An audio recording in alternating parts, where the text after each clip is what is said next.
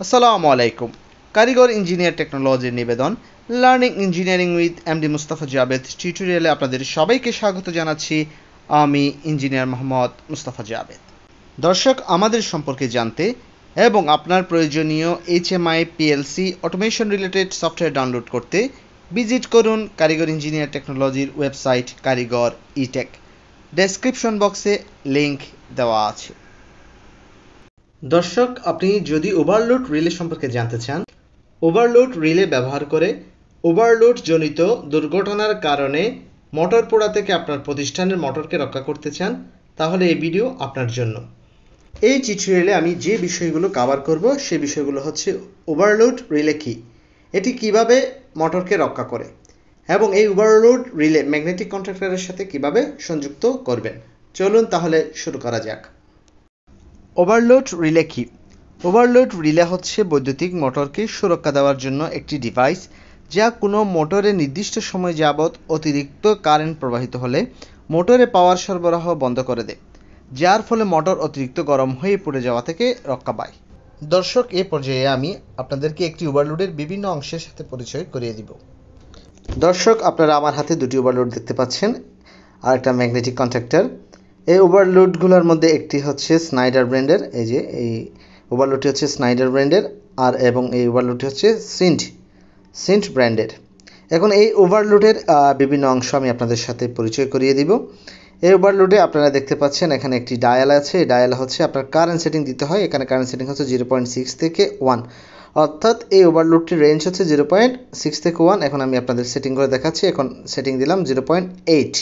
ডায়ালের পরে আমি আপনাদের যে অংশটি দেখাচ্ছি সেগুলো হচ্ছে অক্সিলারি কন্ট্যাক্ট। এখানে আপনারা দেখতে পাচ্ছেন একটি অ্যানো কন্ট্যাক্ট, এটা হচ্ছে 97 এবং 98। এরপর আছে এনসি কন্ট্যাক্ট, যেটা 95 এবং 96 নামে পরিচিত। এই ওভারলোড যখন ট্রিপ করবে এই 95 এবং 96, যেটা নর্মালি এনসি সেটা অ্যানো হয়ে যাবে এবং যেটা নর্মালি অ্যানো সেটা এনসি হয়ে যাবে।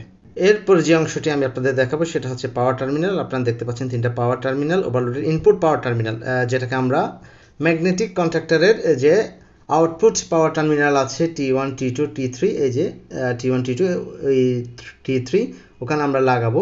লাগানোর পর আমি স্ক্রুগুলো টেস্টার দিয়ে টাইট করে দেবে, যে আমি টাইট করে দিচ্ছি। এটা হচ্ছে পাওয়ার টার্মিনাল, ওভারলোডের পাওয়ার টার্মিনাল আমি ম্যাগনেটিক কন্ট্যাক্টরের আউটপুট পাওয়ার টার্মিনালে সংযুক্ত করেছি।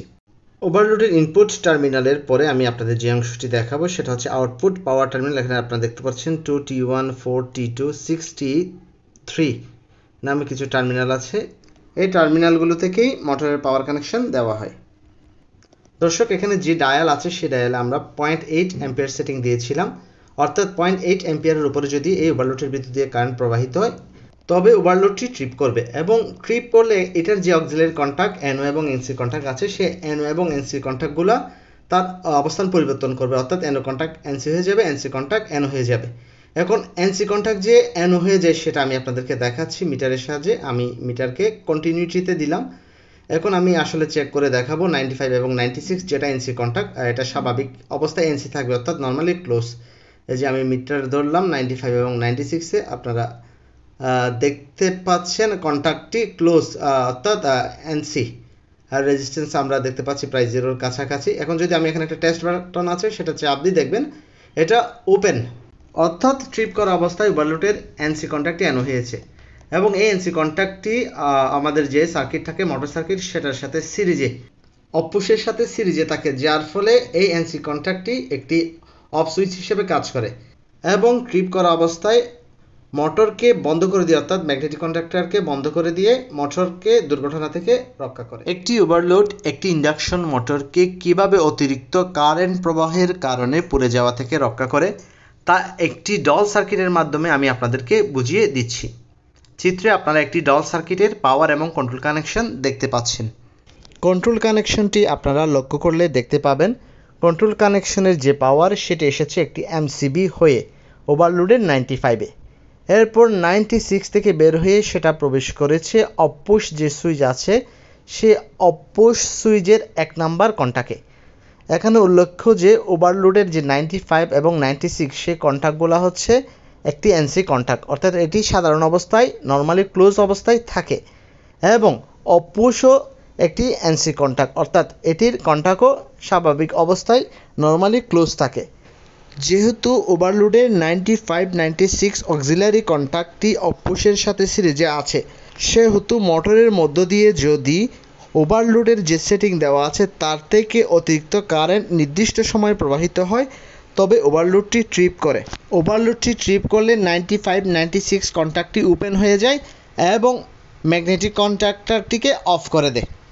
এভাবে একটি ওভারলোড একটি মোটরকে অতিরিক্ত কারেন্টের কারণে পুড়ে যাওয়া হতে রক্ষা করে। দর্শক, আজ এই পর্যন্তই। আমার টিউটোরিয়াল যদি আপনাদের ভালো লাগে অবশ্যই টিউটোরিয়ালটিতে লাইক দিবেন, শেয়ার করবেন এবং চ্যানেলটি অবশ্যই সাবস্ক্রাইব করবেন। সবাই ভালো থাকবেন, সুস্থ থাকবেন। আল্লাহ হাফেজ।